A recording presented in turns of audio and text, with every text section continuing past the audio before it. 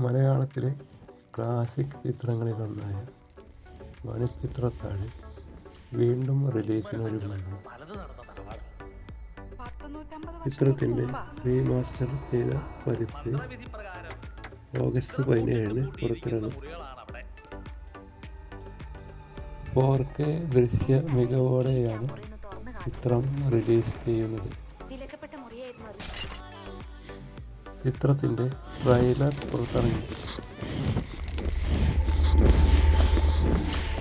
ദുർമരണങ്ങള് പലത് നടന്ന തറവാട് 150 വർഷങ്ങൾക്ക് മുമ്പാ.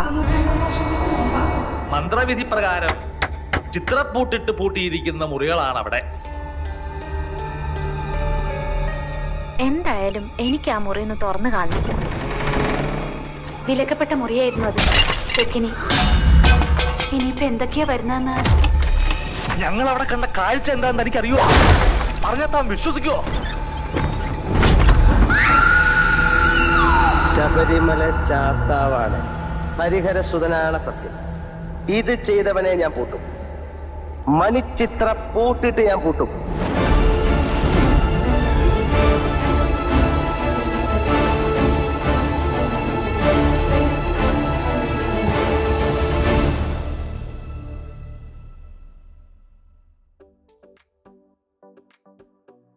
ആയിരത്തി 1993 ഫാസിൽ സംവിധാനം ചെയ്ത പ്രശസ്തമായ ഒരു സൈക്കോ ത്രില്ലർ മലയാള ചലച്ചിത്രമാണ് മണിച്ചിത്രത്താഴ്.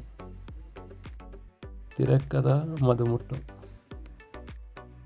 ചിത്രത്തിലെ കേന്ദ്ര കഥാപാത്രങ്ങൾ മോഹൻലാൽ, സുരേഷ് ഗോപി, ശോഭന,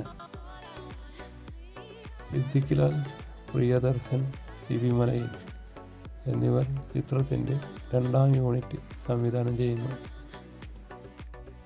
1993 ഏറ്റവും നല്ല ജനപ്രിയ ചിത്രത്തിനുള്ള ദേശീയ, സംസ്ഥാന അവാർഡുകൾ ചിത്രം നേടിയിട്ടുണ്ട്.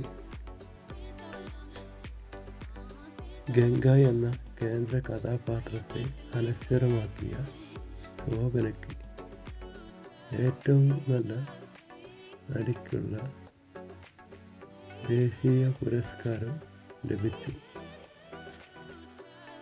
തിലകൻ, ഇന്നസെൻ്റ്, നെടുമുടി വേണു, ഗണേശൻ, KPS ലളിത എന്നിവരും ഈ ചിത്രത്തിൽ അഭിനയിക്കുന്നു.